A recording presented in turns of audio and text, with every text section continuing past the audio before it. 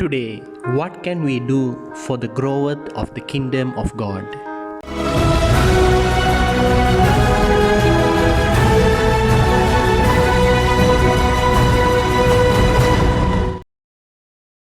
Look at the gigantic universe. We cannot measure the entire universe today, but scientists say that 14 billion years ago, that means before the Big Bang, universe was inside a minute bubble thousands of times smaller than a pinhead. So, the great universe was once a minute atom. Look at the mighty ocean. Although it is so vast, once it was a little drop of water. Look at the biggest forest today. Can you imagine that once it was a little seed? Every great thing today had small beginnings. So, have you ever felt that you are so small and insignificant and your ideas really don't matter? If you have felt that you are small and insignificant, today's gospel is for you. Today, in the Holy Gospel, Jesus tells us the parable of the mustard seed. Mustard seed is not just a small seed, but it is so tiny and a hardly visible seed. Jesus compares the kingdom of God to a mustard seed which a man took and planted in his field. When sown on the field, it is the smallest of all the seeds. But when it grows, it becomes the largest of all plants in the garden.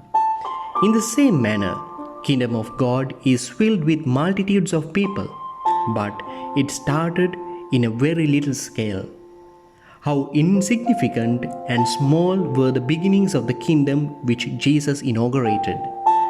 Those who joined Jesus were unlearned fishermen, tax collectors, the poor and common folk. But how rapid was the growth of the church? As Gospel says, the mustard seed grew so big that the birds of the air could take shelter in its shade. Huge mustard tree became a shelter for various kinds of birds. So the church became the home for Jews as well as for various types of Gentiles. Universality is a true mark of the church, and it knows no boundaries of nations or races. Men of all nations find shelter and nourishment in it. In today's first reading from the prophet Ezekiel, we find the same example. Lord says that he would take a tender twig from the top of the cedar and plant it on a lofty mountain. This is one of the prophecies of messianic restoration. The shoot planted on the highest mountain is the descendant of David. Jesus Christ is the seed of David. Further, Ezekiel says it will produce branches and fruit and become a wonderful cedar. Birds of all kinds will find shelter in its branches. Therefore, it is Jesus Christ who inaugurated this kingdom, and we see the universality of God's kingdom as it includes all kinds of nations and races.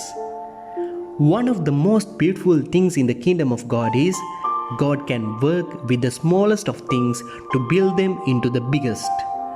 Today, Christianity has reached all around the world.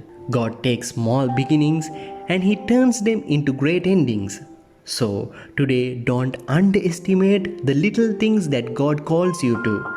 You never know what God might turn that small thing into. Since our birth, we have grown physically. With the education we received, we have grown intellectually. Then, what about our spirituality? In our spiritual lives, the Lord has planted the seed of faith, and it grows gradually. For this, we also should prepare the necessary atmosphere. We should improve on our prayer life. We have to read the scriptures, life stories of saints, and other spiritual literature. On the other hand, we should not hide the talents, skills, and the strengths that we have. It is our duty to use whatever the small talent that we have for the kingdom of God. When we make these small beginnings in our spiritual life, God will eventually turn them into great endings. When our spirituality grows, it is Jesus who is going to bear fruit in our lives. Finally, we will be transformed into another Christ. So, this is the moment to start. Amidst the pandemic, amidst natural disasters and various difficulties, let us improve on our spirituality and let us give out the little that we have for the service of the kingdom of God. Then one day God will turn our small beginning into a great ending.